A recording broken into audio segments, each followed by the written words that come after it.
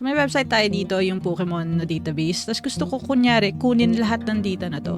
Usually, kung ilalagay natin siya sa Excel, ang nakagawian natin na basic is i-click nyo yan, tapos i-drag natin siya. Tapos eventually, Control-C, and then punta tayo sa Excel.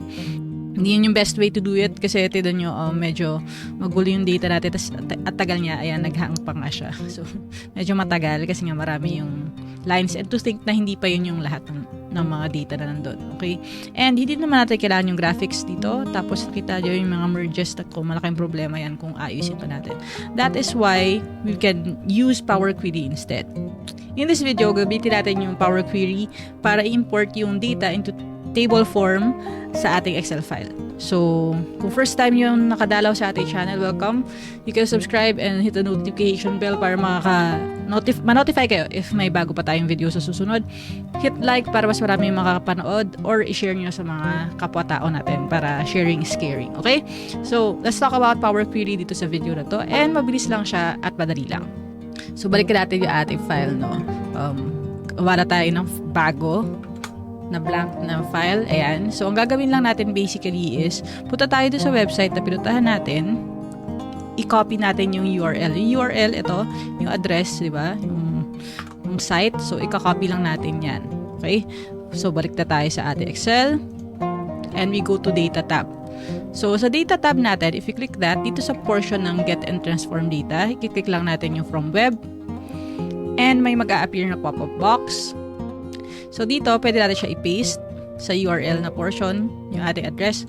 Now, kung hindi nyo makita yung from web, you can go to the drop-down sa get data and hanapin mo siya dito sa from other sources. Nandun din naman siya. So, either way, mararating mo rin yung iyong patutunguhan. Now, paste natin siya dyan and we click OK. So ngayon, nandito na siya sa navigator natin na window. Meron siya dalawang segment na na-pull. Yung isa yung document, sabi niya, ito yung laman. So ito yung preview niya kasi, di ba, sa right side. So hindi ito yung kailangan natin. Ang kailangan natin yung table. So we can move on to the next na na-pull niya, which is, ito nga, table 0. So ito na yung table na gusto natin. And you can see na wala siyang duplicates kahit na may multiple types, hindi katulad yung kanina nating pinakita. So, mukhang maayos siya. And if you scroll right, ayan, napull niya yung lahat ng columns ng stats. Now, yung preview, hindi i-preview lahat for the sake of saving yung processing ng inyong Excel, no? Pero, at least nakikita natin kung ano yung itsura niya. Now, you can choose to load it already, or you can choose load to kung sa ibang location mo siya ilalagay. Now, you can also go to transform data if you will make changes to our columns. Maybe we'll discuss it in a later video. Pero in this short video, I just want to focus on how we can just get it raw from the table. So, I click load here, and getting data. And you can see meron siya nag-open na queries and connections. So, dito, makikita natin kung ano yung pinanggalingan niya.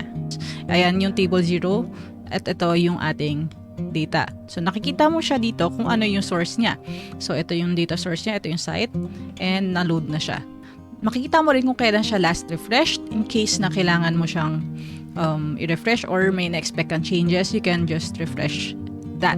So, to refresh that, you can just click anywhere dun and just click refresh, and it will pull yung data ulit dun sa website and refresh yung inyong table. Just like kapag nag-import tayo ng data from a table na inside or file na nasa same PC nyo or sa network ninyo.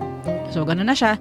And then, okay na to. And you can also modify kung ano yung gusto mo. If I want yung to rank from pinakamabilis. So, yung speed niya sa kanyang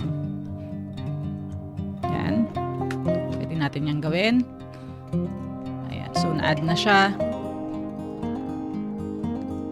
Okay. Rank speed. Yung pinaka-fastest na Pokemon. Diba? So, you have 200 here. Ayan. So, ganun na siya. So, you can make modifications and use the data na na-pull nyo na from that website. So, that's what Power Query can do for you. You can also make transformations to the data when necessary. Pero don't worry kasi yung kung ano man yung changes na nilagay nyo dito ay hindi naman makaka-affect dun sa pinagkuhanan natin ng data. So, hindi naman ma-upload sa website yung ilalagay natin. Importante lang is na-pull natin yung gusto nating i-pull na data. Okay? So that's how Power Query can help you pulling data from the web. I hope you learned something new, and let me know sa comments kung may mga request kayo. We will discuss in the next videos. So kung may comments kayo and kung ano man gusto nyong cover nating topics, lagay nyo lang dyan sa baba.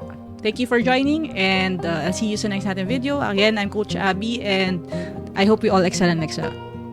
As we always say, we can't always be the best at everything, but we can try to be better versions of ourselves. Be better today than you were yesterday. See you. God bless. Ingat.